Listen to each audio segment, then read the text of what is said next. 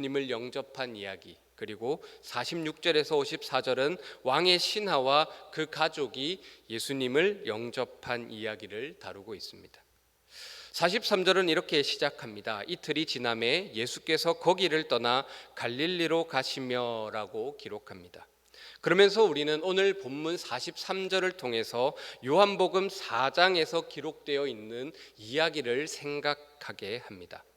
먼저 이틀이 지남에라는 것은 요한복음 4장 40절과 연결되어 있고, 예수께서 거기를 떠나셨다라고 할 때 거기는 요한복음 4장 5절의 말씀과 연결되어 있습니다. 그리고 그 거기를 떠나서 갈릴리로 가신다라는 것은 요한복음 4장 1절에서 3절의 말씀과 연결되어 있습니다. 각각을 읽어드리면 이렇게 기록하고 있습니다. 요한복음 4장 40절은 사마리아인들이 예수께 와서 자기들과 함께 유하시기를 청하니 거기서 이틀을 유하시매라는 것입니다. 그러니까 예수님께서는 이 사마리아인들의 요청에 따라서 이틀 동안 그들과 함께 계셨고, 그 이틀이 지난 후에 지금 갈릴리로 다시 내려가셨다라는 것입니다. 요한복음 4장 5절에서 6절 상반절은 이렇게 기록합니다. 사마리아에 있는 수가라 하는 동네에 이르시니 라고 기록하면서 예수님께서 거기를 떠났다라고 할 때 거기는 바로 이 사마리아 지역의 수가라 하는 동네입니다. 그러면서 요한복음 4장 1절에서 3절은 예수께서 제자를 삼고 세례를 베푸시는 것이 요한보다 많다 하는 말을 바리새인들이 들은 줄을 주께서 아신지라 예수께서 친히 세례를 베푼 것이 아니요 제자들이 베푼 것이라 유대를 떠나사 다시 갈릴리로 가실세라는 그 말씀에 대한 정보가 바로 이 43절에서 거기를 떠나 갈릴리로 가신다라는 것에 담겨 있다라는 것입니다. 한마디로 43절은 우리에게 요한복음 4장 1절에서 42절에 있었던 한 사건을 기억하게 합니다. 그 사건이 어떤 사건이겠습니까? 바로 예수님께서 바리새인들이 세례 요한에게 했던 것과 같이 사람을 보내어서 네가 정통한 자인지 율법의 기준에서 정당한 일을 행한 것인지 아니면 율법을 어긴 부정한 자인지를 판단하려 했던 것과 같이 이 바리새인들이 예수님께 사람을 보낼 것을 예수님이 아셨다라는 것입니다. 그래서 예수님께서는 이렇게 바리새인들이 자신에게 사람을 보내어서 부정한 자로 낙인 찍고 예수님께서 하셔야 할 모든 일을 방해하며 하지 못하게 하실 것을 아심으로 그들을 피해서 지금 사마리아를 지나서 갈릴리로 내려가고 있는 상황이다라는 것입니다. 그리고 그렇게 내려가는 길에 예수님께서는 한 우물가에서 사마리아 여인과 대화를 하게 됩니다. 그렇게 예수님과 대화하던 그 여인은 자신의 동네로 뛰어들어가면서 요한복음 4장 39절이 기록하고 있는 것처럼 여자의 말이 내가 행한 모든 것을 그가 내게 말하였다 증언하므로 그 동네 중에 많은 사마리아인이 예수를 믿는지라 라는 이 말씀과 같이 지금 사마리아 여인의 말을 들은 사마리아 수가성의 사람들이 다 예수께 와서 예수님을 영접하며 예수님의 말씀을 듣고 그가 세상의 구주이심을 믿게 되었던 그 사건을 지금 43절은 기억하도록 한다라는 것입니다. 왜 오늘 본문은 위에 이 사건을 기억하게 하는 것일까요? 그것은 바로 이 44절의 말을 이해하기 위함입니다. 44절은 이렇게 기록되어 있습니다. 친히 증언하시기를 선지자가 고향에서는 높임을 받지 못하신다 하시고 라고 기록합니다. 그리고 이 친히 증언하시기를 라는 부분을 공동 번역은 하고 말씀하신 일이 있었다라는 것, 그러니까 예수님께서 일전에 이 말씀을 하신 적이 있었다라고 번역하고 있습니다.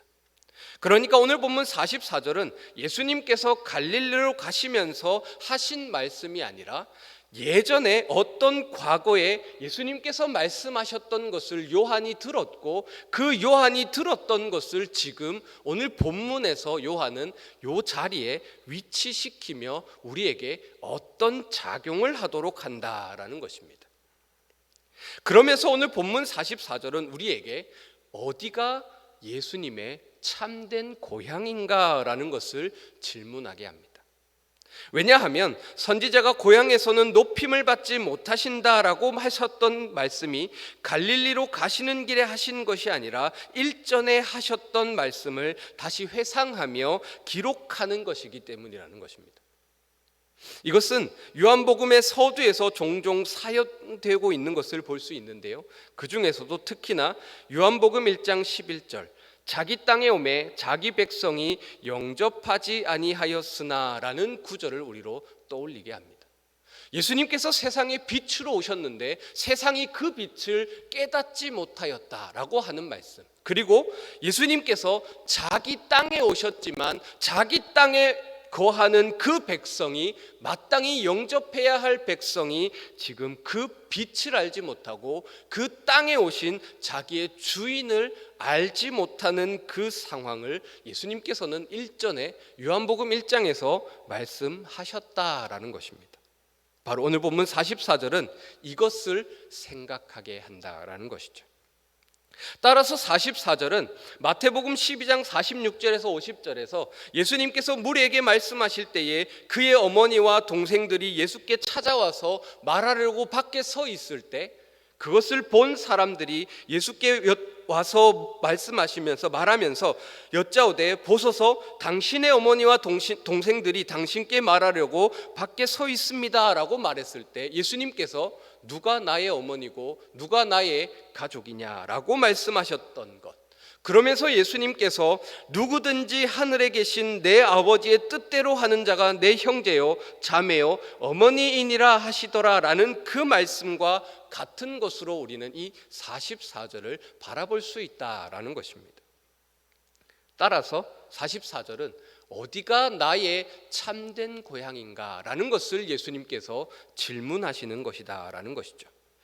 따라서 43절을 통해서 제공되었던 모습과 오늘 본문 45절이 기록하며 보여주는 모습을 이 44절에 비추어서 바라보게 되면 예수님의 고향은 바로 사마리아와 갈릴리라는 지역을 포함하는 곳으로 우리는 볼 수 있습니다. 그러나 앞에서 우리가 살폈던 것처럼 사실 예수님의 고향, 예수님을 받아들이고 예수님을 환영해야 하는 곳은 어디냐면 바로 바리새인들과 율법 교사들이 있는 그곳이라는 것입니다. 하지만 그들은 예수님을 환영하지 않았고 예수님을 영접하지 않으며 그 예수를 죽이고자 하고 있는 아이러니를 요한은 보여줍니다. 분명 43절이 보여주었던 그 모습 없이 44절을 통해서 45절을 이해하게 되면 우리는 갈릴리 사람들은 반드시 예수님을 배척해야 한다라는 그 생각을 가지게 됩니다. 그러니까 45절에서 말하는 예수께서 명절 중 예루살렘에서 행하신 일이 무엇인지를 살펴보지 않고 바로 갈릴리 사람들이 예수님께서 명절 중 예루살렘에서 행하신 일들을 보고 그를 영접하였던 그 모습만을 보면서 예수님의 고향이 갈릴리니까 이 갈릴리 사람들은 지금 예수님을 영접하는 것이 아니라 예수님을 이용하려고 한다라고 그렇게 부정적인 것으로 해석하게 된다라는 것입니다.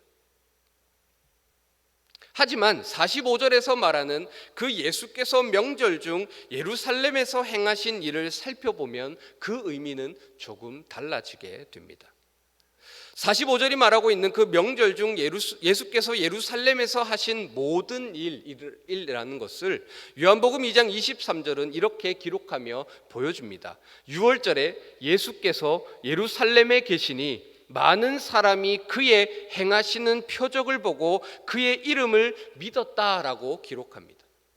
그러니까 예수님께서는 일전에 명절에 예루살렘에서 수많은 기적을 보이셨습니다.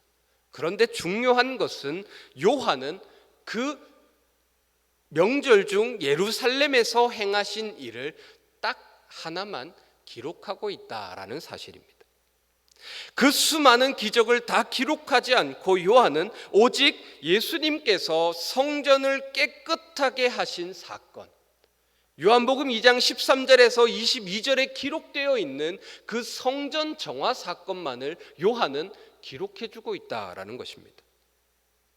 즉 요한은 45절에서 갈릴리 사람들이 예수님을 영접하게 된 이유를 예수께서 성전을 정화하셨던 그 사건을 보고 지금 갈릴리 사람들은 예수님을 영접하고 믿게 되었다라고 기록한다라는 것입니다.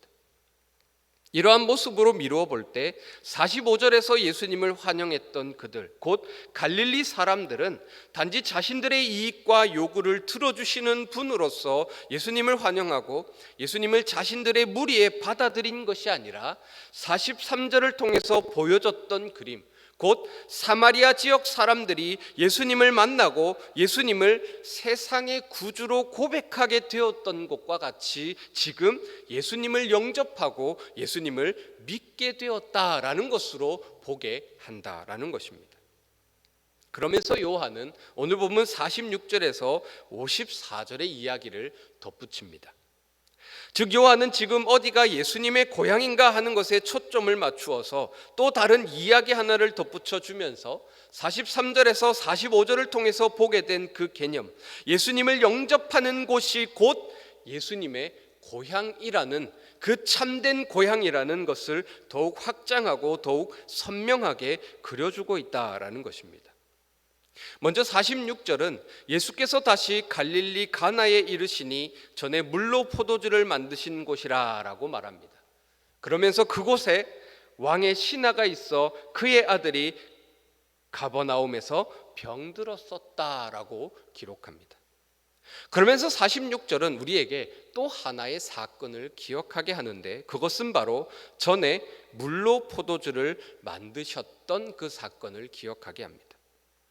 그러니까 예수님께서 지금 이곳에서 어떠한 일을 행하게 되실 것인데, 그 어떠한 일이 무엇이냐면 바로 전에 물로 포도주를 만드셨던 곳에서 일어나게 하셨던 그 일, 그 일의 결과를 지금 우리는 이 본문을 통해서 기대하게 된다라는 것입니다.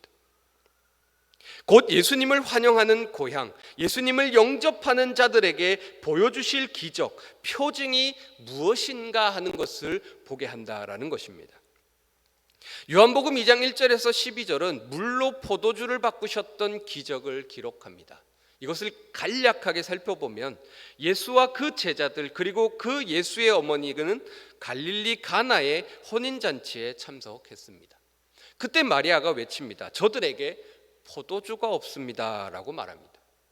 그러자 예수님께서는 그것이 나와 무슨 상관이 있습니까? 아직 내 때가 이르지 않았습니다 라고 대답하시는데, 그때 마리아는 하인들에게 예수께서 너에게 무슨 말씀을 하시든지 그대로 해라 라고 말하게 되고, 그때 예수님께서는 항아리에 물을 채워라, 그리고 이제는 떠서 연회장에게 갖다 주어라 라고 하십니다. 그렇게 하인들이 예수님의 말대로 했을 때 그 잔치를 주관하던 연회장은 신랑을 불러서 사람마다 먼저 좋은 포도주를 내고 취한 후에 낮은 것을 내는데, 그대는 지금까지 다른 사람들과는 다르게 아주 좋은 포도주를 계속해서 내면서 잔치를 성공적으로 이끌었다라고 극찬하는 장면이 나옵니다. 바로 오늘 본문은 이것을 기억하며 이 말씀의 끝에 기록되는 그 결론을 우리로 기대하게 한다라는 것입니다. 그것은 바로 요한복음 2장 11절의 말씀입니다. 이것은 뒤에 살펴보도록 하겠습니다. 그러면서 46절은 가나 혼인잔치를 기억하면서 오늘 본문의 사건을 바라볼 것을 요청합니다. 그리고 그러면서 그곳에 왕의 신하가 있어 그의 아들이 가버나움에서 병들었었다라고 오늘 본문 46절은 이어갑니다. 오늘 본문에서 등장하는 이 왕의 신하가, 그가 유대인이었건 이방이었건 간에 그는 헤롯에게 고용되어 있는 사람이었습니다. 그리고 이 헤롯에게 고용되어 있는 사람이라는 것은 당시 갈릴리 지역에 사는 유대인들에게 있어서 미움받는 사람이라는 것을 나타냅니다. 왜냐하면 대부분 헤롯에게 고용된 사람들은 경제적인 이유로 미움을 받았는데, 그 이유는 바로 갈릴리 지역의 땅을 왕의 고위직 신하들과 부유한 제사장들이 모두 차지하고 관리했기 때문입니다. 즉 일반 사람들은 땅을 소유하지 못했기에 무엇인가 소출을 얻어서 먹고 살려면 그 땅을 관리하고 있는 그들에게 부탁하여서 그들의 종이 되어서 땅을 경작해야 했고, 그렇게 경작한 소출의 과반수를 그들에게 바쳐야 하는 상황이었기 때문입니다. 그러니까 그들은 겨우 먹고 살기 위해서 그 헤롯에게 고용된 고위 관리들과 부유한 제사장들에게 소속되어서 땅을 경작하고 조금 얻어서 먹고 사는 그런 아주 어려운 형편이었다라는 것입니다. 그렇게 어떻게 보면 왕의 신하는 부유한 집안으로서 상당한 권력도 가진 자로서 사실 예수님과 거리가 먼 사람 중에 한 명입니다. 그러니까 예수님과는, 지금 예수님께서 계속 보여주시는 모습과는 어울리지 않는 사람이 바로 이 왕의 신하라는 것입니다. 주변에서 보기에 그는 아무런 문제 없이 살아가는 사람입니다. 소출을 얻어 하루 먹고 살기 위해서 뼈 빠지게 노동하지 않아도 되는 사람이고, 로마 시민권이 있어서 그 로마 시민권이 없어서 당해야 하는 불이익도 당하지 않는 그저 순탄하고 그렇게 순조로운 하루하루를 살아가는 그런 사람과 같은 사람이 바로 이 왕의 신하였습니다. 하지만 그런 그에게 모든 사람이 동일하게 어려워하고 불편해하는 문제, 바로 죽음의 문제가 주어졌다라는 것입니다. 특히나 자신이 가장 사랑하는 아들이 병들어 죽게 되었다라는 그 문제는 부모로서 자신이 가지고 있는 그 어떤 권력과 명예, 재산을 주고서라도 버리고서라도 자신의 자녀를 살리고 싶어 할 만큼 그에게 있어서는 가장 큰 문제였다라는 것이죠. 그래서 그는 47절에서 예수께서 유대로부터 갈릴리로 오셨다라는 것을 듣게 되자마자 바로 가서 청하게 됩니다.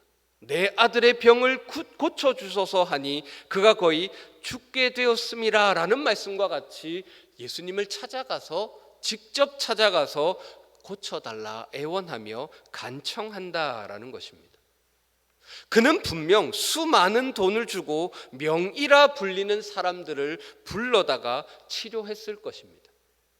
수많은 신들 앞에 제물을 바쳐가며 유명하고 효염이 많고 능하다라고 말하는 그 신들을 찾아가며 그들 앞에 수많은 제물을 바쳐가며 자신의 아들을 치유해 달라고 빌어도 보았을 것입니다. 하지만 그것이 통하지 않자 그는 다른 고위들이 하인을 시켜서 의사를 불러오고 하인을 시켜서 그 제사장들을 불러왔던 것과는 다르게 자신이 직접 찾아와 예수님 앞에 나아가 머리를 숙이며 허리를 굽혀 간청하고 있다라는 것입니다. 그리고 심지어 48절에서 예수께서 이르시되 너희는 표적과 기사를 보지 못하면 도무지 믿지 아니하리라 라고 굉장히 퉁명스럽게, 마치 고쳐주지 않으실 것과 같은 그런 거절하시는 말씀을 하심에도 그는 예수님을 향해서 자신의 자존심을 버리고 자신의 권력과 명예, 재산을 포기하고 49절과 같이 주여 내 아이가 죽기 전에 내려오셔서라고 예수님께 간청한다라는 것입니다. 얼마나 간절한 모습을 보입니까? 그러자 예수님은 그래 내가 함께 가서 고쳐주겠다라고 말씀하시면 좋겠는데, 오늘 본문을 보면 굉장히 퉁명스러운 말투로 가라 내 아들이 살아있다라고 말씀하십니다. 가라 내 아들이 살아있다라고 말씀하시는 이 부분을 공동번역과 새번역을 보면 이렇게 기록합니다. 내 아들이 살아날 것이다 라고 말입니다. 심지어 예수님께서는 이 부분에서 명확하고 뚜렷한 답을 주시지 않으셨다라는 것입니다. 그래, 너 아들이 살아날 거야. 살아날 수 있을 거야. 라는 그런 불확실한 미래형, 살아날 거야 라는 그런 불확실한 답을 주시며 그 왕의 신하에게 집으로 돌아가라 라고 말씀하신다라는 것입니다. 그럴 때 그는 오늘 본문이 기록하는 것처럼 예수님의 말을 듣고 믿음으로 집으로 돌아갔다라는 것입니다. 예수님의 말을 듣고 집으로 돌아가던 왕의 신하는 자신의 집에서 오던 종들을 만나서 자신의 아들이 살아있다라는 소식을 듣게 됩니다. 그리고 그 상황을 따져보며 자신의 아들이 살아난 때가 예수님께서 내 아들이 살아날 거야, 내 아들이 살아나게 될 거야 라고 말씀하신 그 불확실한 명령을 들었던 그때인 것을 깨닫게 됩니다. 그리고 53절 하반절은 자기와 그 온 집안이 다 믿으니라 라고 기록하며 첫 번째 표적이 보여주려 했던 그 결론을 우리에게 발견하게 합니다. 바로 오늘 본문 46절이 이 사건을 기억하도록 했던 이유, 그러니까 가나 혼인잔치를 기억하도록 했던 것은 바로 가나 혼인잔치의 끝부분인 요한복음 2장 11절의 말씀, 예수께서 이 첫 표적을 갈릴리 가나에서 행하여 그의 영광을 나타내심에 제자들이 그를 믿으니라 라는 이 말씀을 기억하도록 했다라는 것입니다. 바로 예수님께서 그토록 자신의 아들을 살리고 싶어하는 왕의 신하에게 퉁명스럽게 대하신 것도, 그와 함께 가셔서 아들을 고쳐주시지 않으시고 그에게 아주 불확실한 대답을 내어놓으시며 그를 불안 가운데서 해결해 주지 않으셨던 그 이유가 바로 그 불확실함 속에서 예수님의 말을 듣고 그 예수님의 말을 따르는 것이 곧 예수님을 영접하는 것이요, 그럴 때 예수님께서 보이실 믿음에 대한 확실한 보증을 발견하게 된다라는 것입니다. 쉽게 얘기하면요, 그것이 그 사람의 믿음에 있어서 참된 믿음을 일으킨다라는 것입니다. 그러면서 오늘 본문은 사마리아 여인과의 대화와 그 대화로 인하여 얻어진 결론으로서 사마리아인들이 예수님을 세상의 구주로 믿게 되었던 그 모습과 성전을 정화하셨던 그 예수님의 모습을 보고 예수님을 영접하게 되었던 갈릴리인들의 모습, 그리고 예수님의 불확실한 말과 불확실한 행동에도 그가 믿었고 그가 믿음으로 발걸음을 돌이켜 자신의 집으로 향했을 때 그가 보게 되었던 그 표적을 오늘 본문은 바라보게 한다라는 것입니다. 그리고 그 표적은 가나 혼인잔치의 결과인 제자들이 그를 믿으니라 라는 말과 같이 그 예수를 믿고 발걸음을 돌이켰던 그 자기와 그 온 집안이 다 믿으니라 라는 그 결과로 나타나게 된다라는 것입니다. 이는 예수님과 상관없는 자, 곧 정치, 경제, 문화라는 부분에서 모든 사람들 위해 군림하는 자, 심지어 예수님을 알지 못하는 그 이방인들도 예수님을 영접하는 그 순간 그가 거하는 모든 곳이 예수님의 고향이 된다라는 말과 같다라는 것입니다. 오늘 본문은 예수님의 고향, 곧 마태복음 12장에서 예수님이 자신의 가족을 정의하셨던 것과 같이 예수님 자신을 영접하고 받아들이는 모든 자가 곧 예수님의 고향이요 가족이라 소개하고 있다라는 것입니다. 그러면서 오늘 본문은 원래 고향이어야 했던 자들, 율법에 능통하고 율법에 정통하며 이스라엘을 이끌어가는 지도자라 칭하는 그 바리새인들과 서기관들, 율법 교사들이 예수님을 영접하지 않고 배척하던 그 아이러니의 모습과 비교하며 우리는 어떤 자들의 모습을 살아가고 있느냐라고 묻는다라는 것입니다. 이 시간 이 자리에 계신 여러분들은 예수님을 믿으십니까? 아멘이십니까? 그렇다면 오늘 본문이 보여주는 것처럼 예수님께서 당시 유대인들에게 있어 가장 중요한 성전을 뒤집어 엎으시면서 그렇게 성전을 정화하시는 것을 보며 예수님께서 세상의 구주로 오셨구나 라는 것을 믿었던 그 갈릴리인들과 같이 자신의 아들이 죽어가는 상황에서 말도 안 되고 엄청 귀찮아하시면서 안 고쳐줄 것 같음에도 그 말을 믿고 집으로 발걸음을 돌이켰던 왕의 신하처럼 우리 앞에 놓여 있는 이 세상에서 주어지는 어려움과 핍박들 가운데서 이 하나님의 말씀을 붙잡으실 수 있는 자들이 되시기를 소원합니다.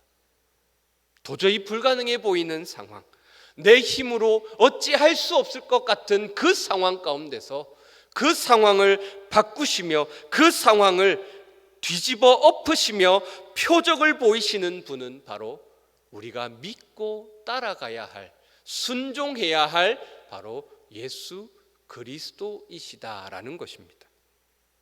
우리가 믿음으로 예수님을 붙잡을 때에, 우리가 믿음 가운데 하나님의 말씀을 붙잡고 그 말씀에 순종하며 지키어 살아갈 때에 우리는 이 왕의 신하가 보았던 그 표적과 같이 우리의 믿음에 확신을 더하여 주실 그 표징으로 예수님께서 우리에게 보여주실 것이다 라는 것입니다. 이 시간 그 표징들을 보시며 날마다 기쁨과 감사를 누리시는 복된 자들이 되시기를 소원합니다. 우리 시간 찬양